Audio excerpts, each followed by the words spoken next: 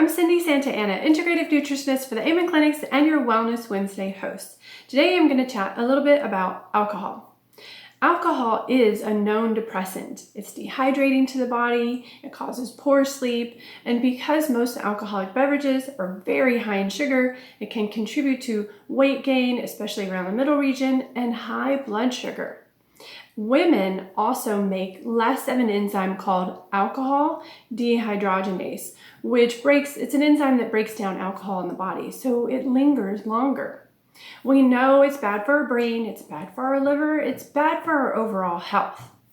There's a trend this month called Dry January, and I encourage you to try it if you drink an occasional alcoholic beverage. I'm going to include a recipe for a mocktail in the notes for this post, but you can try things like sparkling waters, kombucha, or muddling some mint and some lime juice and some sparkling water. Tastes really great. So I encourage you to try these alcohol alternatives this month and see how long it can go, maybe even all year. Try it and let me know. Take care.